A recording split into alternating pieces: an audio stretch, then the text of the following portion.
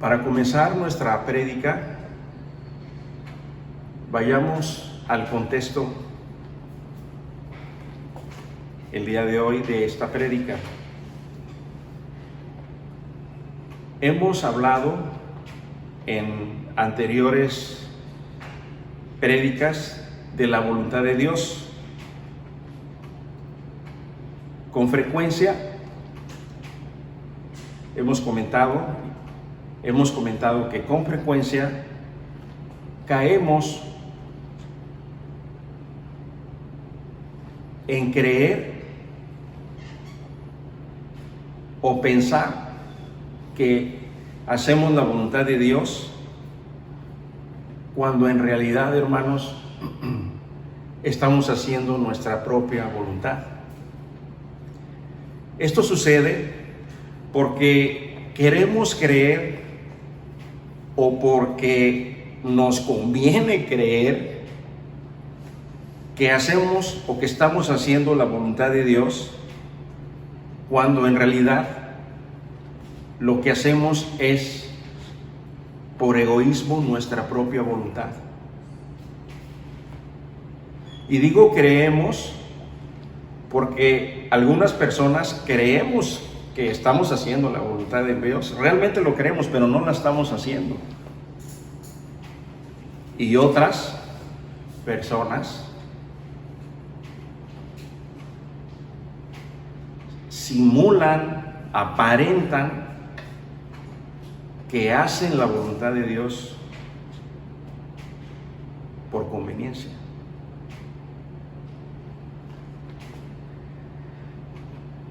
Cuando esto sucede, hermanos, caemos en la religiosidad, porque nos creemos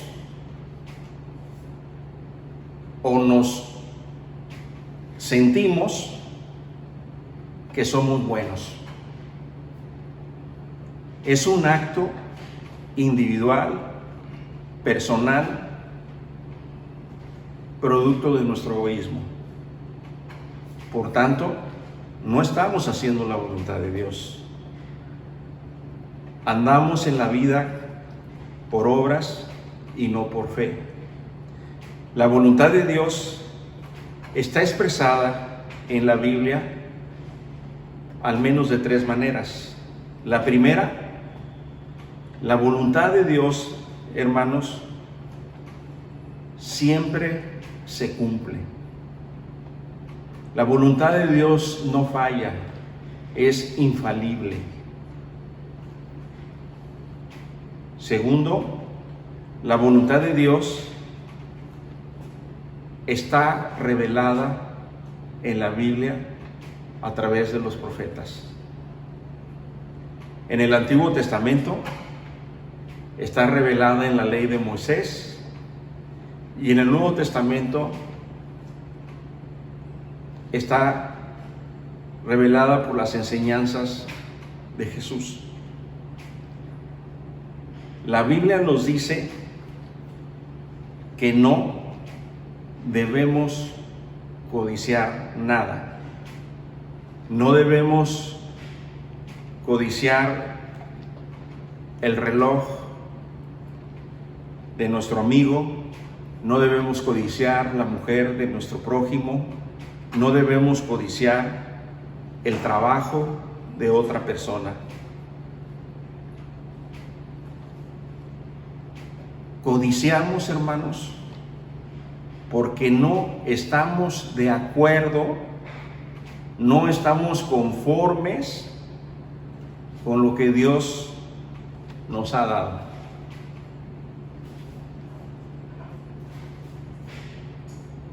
¿Pueden creerlo? Un ejemplo de codicia, hermanos, lo podemos ver en el Antiguo Testamento, en 2 de Samuel, capítulo 11. Es la vida de David, del rey David. Es el pasaje bíblico en donde David codicia la mujer de Urías elitita, Betsabé. La codicia, hermanos, lleva a David a actuar fuera de la voluntad de Dios. Aunque David se arrepintió y Dios le perdonó, David tuvo consecuencias por causa de su pecado de codicia y de adulterio. Su primer hijo con Betsabé murió. Después, un hijo de él viola a su propia hermana y el otro hermano, en venganza, mata al violador. Y otro hijo de David, años después, le hace la guerra a su padre y le disputa su reino a David. Hermanos, solo es posible no codiciar nada con poder del Espíritu Santo, porque somos carnales. Solo con poder de Cristo es que lo conseguiremos. Hermanos, clamemos a Cristo, clamemos a Dios para que nos conceda creer, tener fe para poder conocer la voluntad de Dios.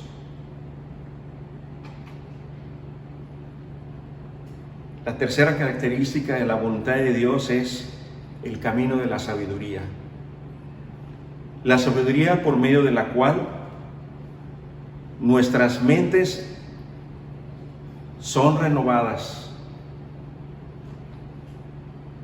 A través de la renovación de nuestras mentes, aplicamos conscientemente la palabra de Dios y la aplicamos a las diferentes circunstancias de la vida.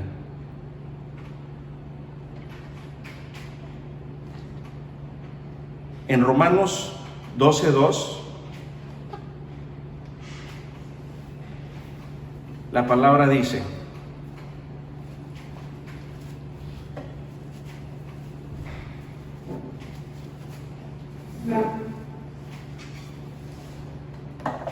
no se amolden al mundo actual, sino sean transformados mediante la renovación de su mente.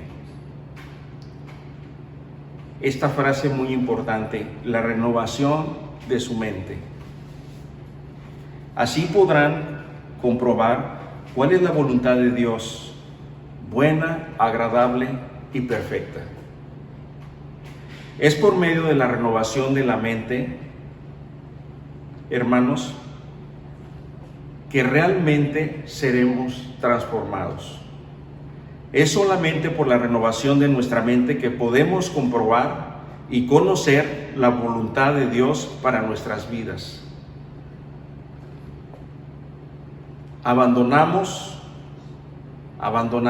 así la práctica del pecado, no por la obediencia de la ley de Moisés, la cual, la ley de Moisés, nos hace sentir pecadores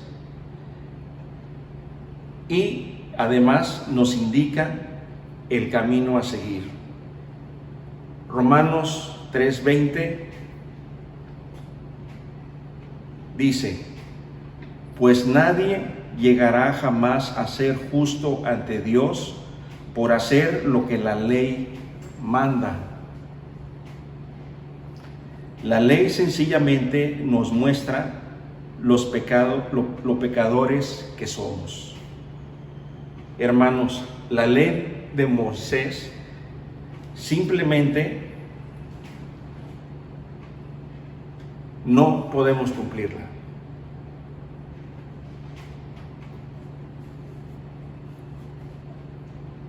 Y no podemos cumplirla por nuestra condición de naturaleza caída. somos pecaminosos. Lo que la ley de Moisés nos muestra es que por tanto somos pecadores, nunca vamos a poder cumplirla por voluntad propia, por poder propio. Jamás podremos cumplirla.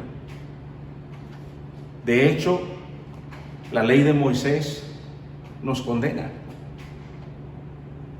Precisamente por eso, porque está claro que no podremos cumplirla. Por ejemplo, en Éxodo 20, la palabra de Dios dice que no debemos dar falso testimonio de nuestro prójimo. Creo que este es un ejemplo en el cual nos podemos dar cuenta de cómo el hombre puede o cae en pecado con mucha facilidad. En nuestros tiempos es común, por ejemplo, en la iglesia, hermanos, ver cómo otras personas murmuran, por ejemplo, de los líderes de ministerios, levantando falsos testimonios contra sus hermanos y tan solo por codiciar su ministerio. Y este es un ejemplo en la iglesia, pero lo podemos ejemplificar también en un entorno de trabajo.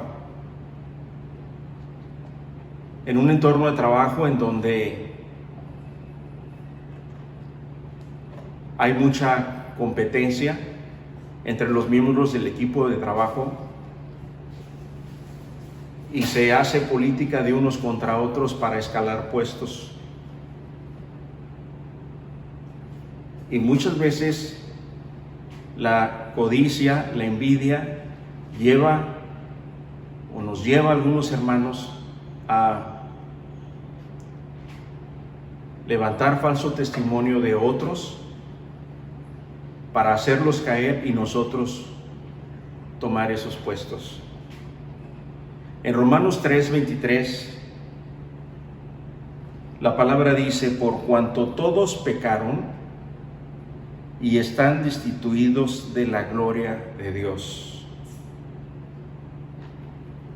Hermanos, esta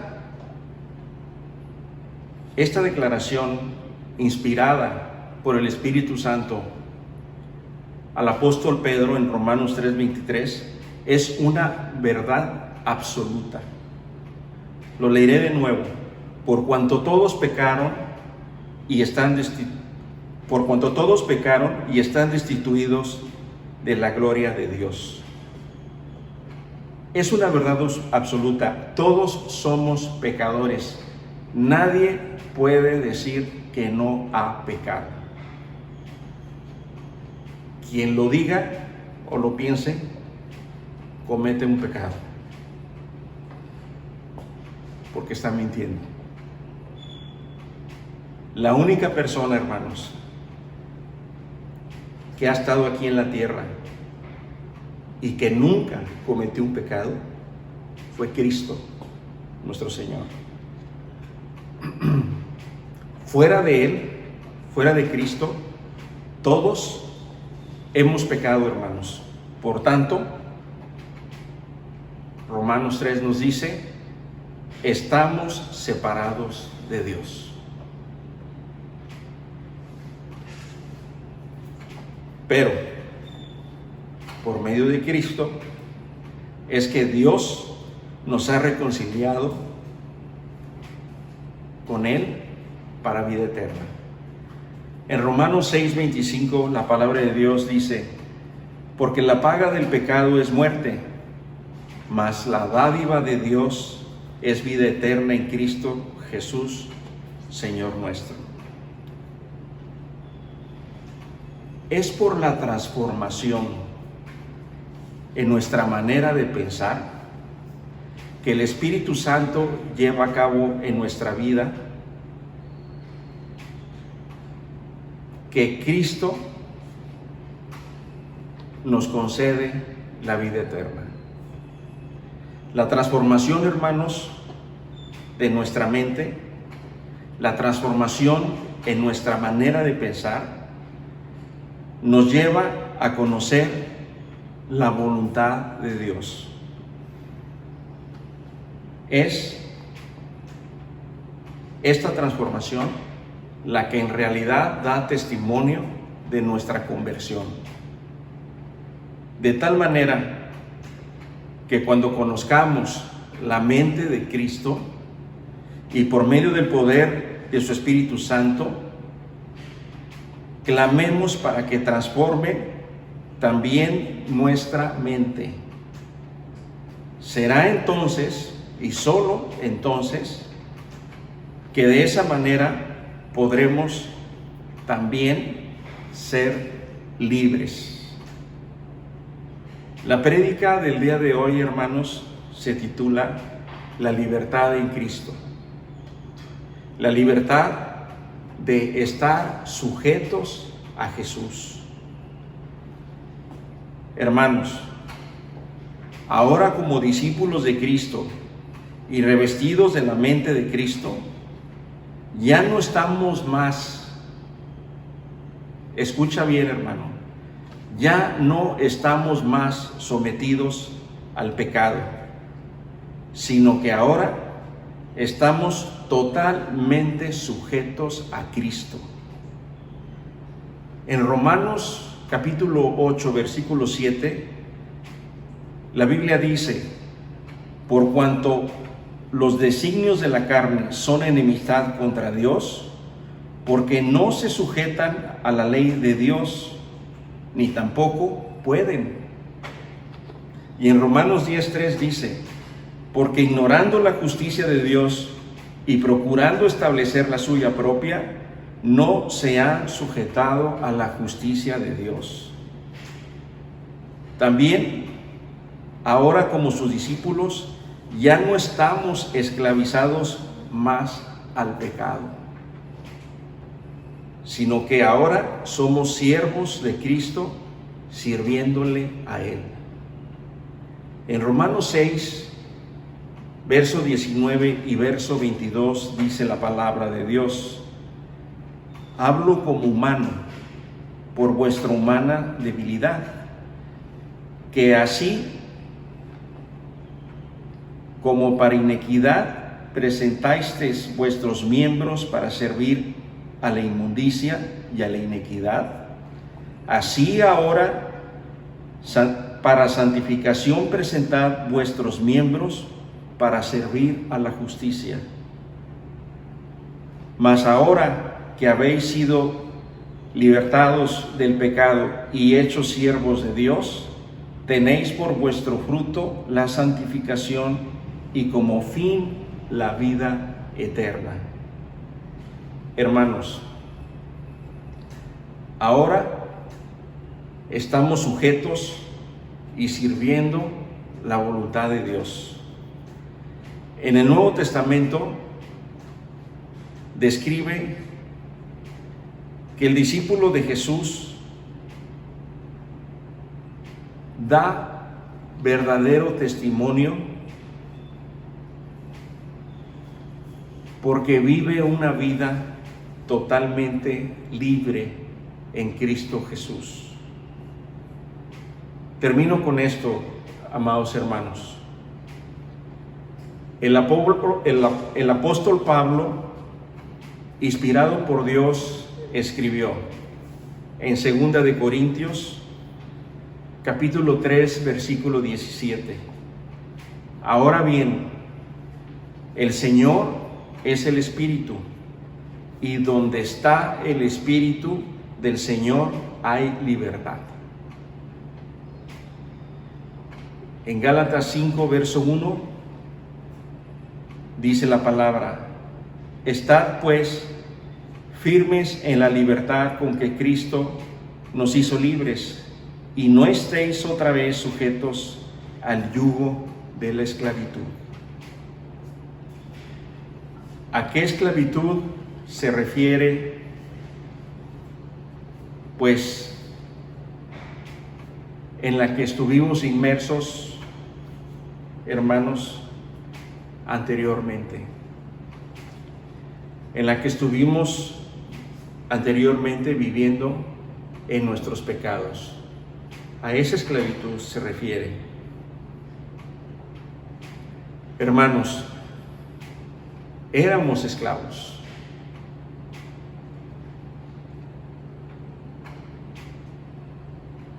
Entre el siglo XVI y siglo XIX,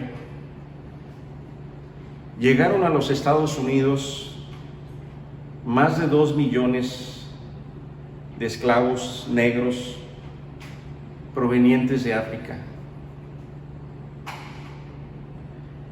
Estas personas sufrieron mucho desde la forma en que fueron transportadas hasta la forma en que fueron tratadas en América.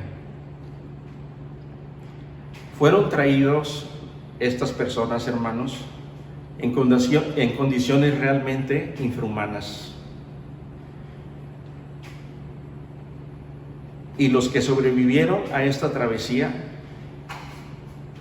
porque algunos murieron en el camino, llegaron a los Estados Unidos. ¿Y cómo llegaron? Llegaban prácticamente desnudos, golpeados, vejados, mal alimentados. Llegaban en condiciones deplorables. Pero ahí no terminaba su esclavitud. Ahí apenas comenzaba. Y una vez que llegaban, eran exhibidos y puestos a la venta para ser vendidos. Para ser vendidos principalmente a los propietarios de las haciendas, de las plantaciones, para trabajar en el campo, para sus nuevos amos,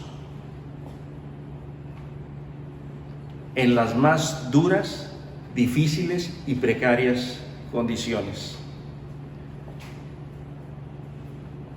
Los esclavos más fuertes se cotizaban más que los más débiles. Y los que de plano eran muy débiles y enfermos eran sacrificados para no tener que alimentarlos y que les costaran más. ¿Saben algo, amados hermanos? Así estábamos nosotros esclavizados en nuestros pecados.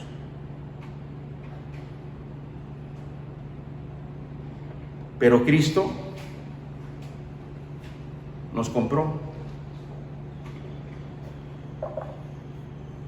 Aquellos esclavos eran comprados por monedas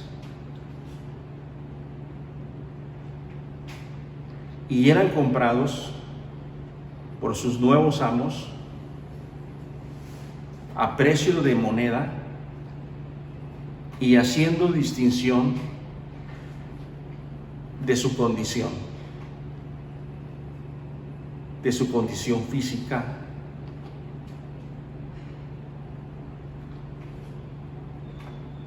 a diferencia de nosotros. Cristo nos compró. A los que hemos creído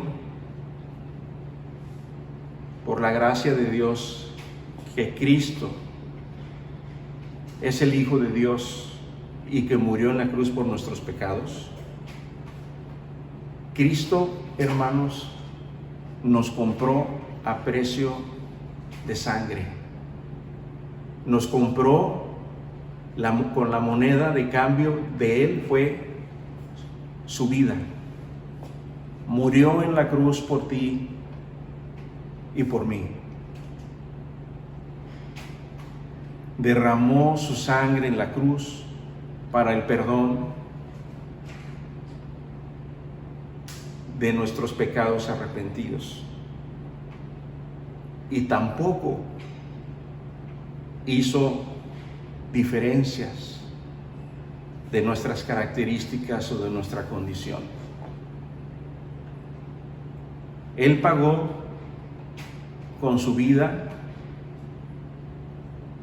tu libertad y la mía, no importando nuestra condición económica, social, cultural, de raza.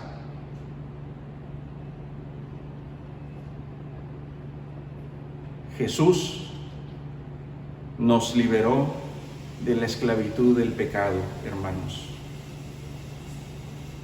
porque también nosotros sufríamos de la vergüenza, sufríamos por la culpa de nuestros pecados. Estábamos muertos y fuimos liberados por Cristo. Hermanos, en Cristo somos libres. Entonces podemos ahora amar a Cristo con toda nuestra mente, con todo nuestro corazón y con todas nuestras fuerzas, porque eso expresa la voluntad de Dios. Cuando somos transformados en nuestra manera de pensar, hermanos, por medio del poder del Espíritu Santo, por medio del poder del Espíritu de Dios, ahora es que somos totalmente libres para vivir en Cristo. Viviremos, hermanos, libres de la carga de la religiosidad, de la carga del pecado, de la carga de los deseos del mundo. Y viviremos libres de los deseos de la carne, obedeciendo a Cristo por encima de nosotros mismos. Esa, hermanos, es la verdadera libertad en Cristo. Amén. Oremos. Hermanos, las personas que se han estado preparando en su corazón para recibir a Jesucristo, nuestro Rey y Salvador, que han clamado para que entre en sus vidas y que les haya revelado, que Dios les haya revelado recibirlo el día de hoy en su corazón, repitan esta oración conmigo. Señor Jesús, creo de todo corazón que tú eres el Hijo de Dios y que moriste en la cruz para limpiar mis pecados arrepentidos y darme la vida eterna. Creo que te levantaste de entre los muertos al tercer día y subiste al cielo y estás sentado a la derecha del Padre. Te pido, Señor, el día de hoy que entres en mi vida y seas mi Rey, mi Dios y mi Salvador. Y que me concedas la gracia de ser liberado del pecado para siempre. Y sea tu siervo de hoy en adelante, en el nombre de Jesús. Amén. Señor, y para los hermanos que aún siguen clamándote para que les concedas la gracia de creer en Jesús, te pedimos que escuches su clamor y les concedas recibir en su corazón a tu Hijo Jesucristo. Te lo pedimos en el nombre de Jesús. Amén. Hermanos, bendiciones.